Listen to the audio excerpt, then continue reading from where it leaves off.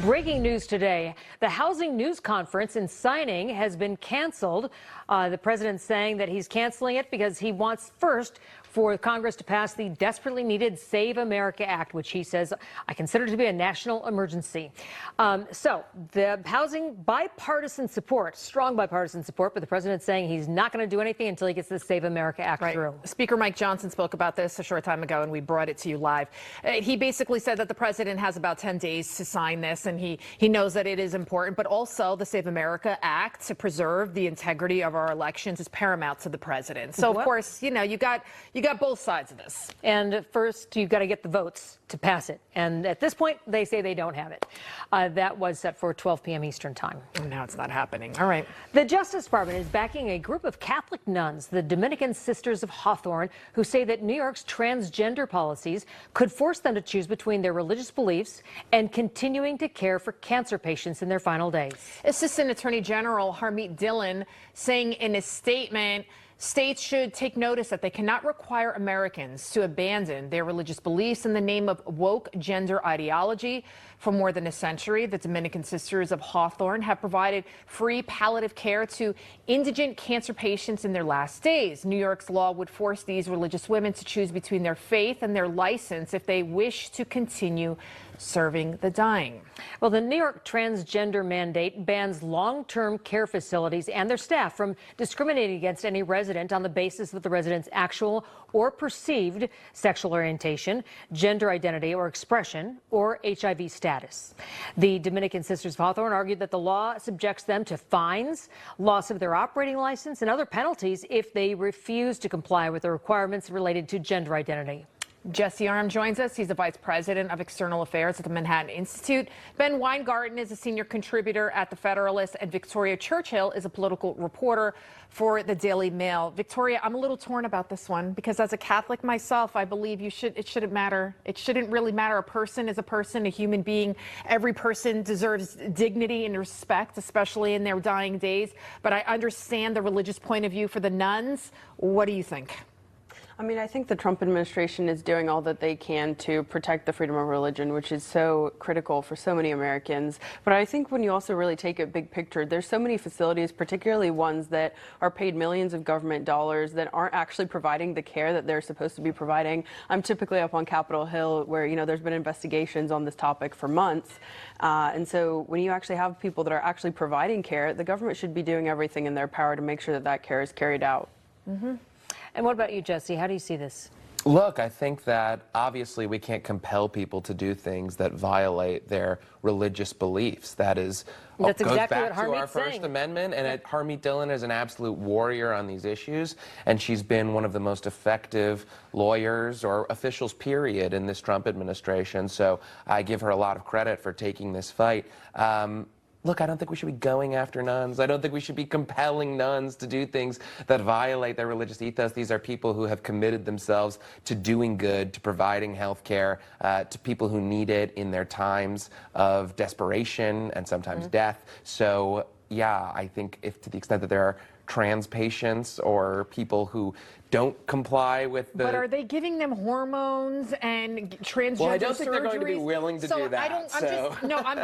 I'm confused as to how this violates their religious beliefs by caring for them in their dying days. And in a statement, a spokesperson for Governor Kathy Hochul said the following: this is just another sad attempt by the Trump administration to weaponize the justice system to attack political opponents in an election year. She goes on and talk about billions of dollars and the taxes, you know. Is this really about the Trump administration? Religious liberty, I think, is at the crux of this case. Ben, you know, what do you think? Yeah, I can't speak to the Catholic aspect of this as a Jew, but what I can speak to is the fact that the administration has been laser focused on defending religious liberty, which has been under assault, obviously, by progressives in states like New York and across the country as well. Beyond that, what I would say is that the state itself, and especially blue states, have been imposing their own anti-religion on the American people, which is this progressive ideology that you have to bow down to essentially the idols that they have set up, whether it's radical gender ideology or a slew of other issues as well. And I think that is the purpose of why the DOJ is getting involved here. Let's see, obviously, how the litigation ends up. This sort of seems like the kind of thing that you could see ending up at the Supreme Court. We've seen many analogous cases to that as well. But I think ultimately it comes down to the state's anti-religion is not the established religion in this country, and that is what the Trump administration is trying to drive home via the civil rights division of the DOJ, which has been anti-civil rights under all the Democrat administrations before this. And by the way, as far as it goes to mandatory pediatric gender medicine for healthcare officials, telling them they have to abide by these processes and procedures, the first rule of medicine is do no harm. I so agree you don't with necessarily that, have to be a religious person. No, that is different. I don't want to do this. But isn't that different than this hospice? This is hospice, right? This is their final days, no? Victoria? Yeah, absolutely. And look, you know, we think back to the COVID pandemic, which of course here in New York, I think was one of the hardest hit states of the entire country, where people were not able to seek alternative forms of care. And when big government gets in the way, I think, you know, at the end, particularly at the end of somebody's life, you want to make sure that they are in the most comfortable position that they can be. And if that's in a facility that has religious leanings, they should be able to pick that, and they shouldn't have to go with what the government mandates their health care should be. Is this a slippery slope, Edie?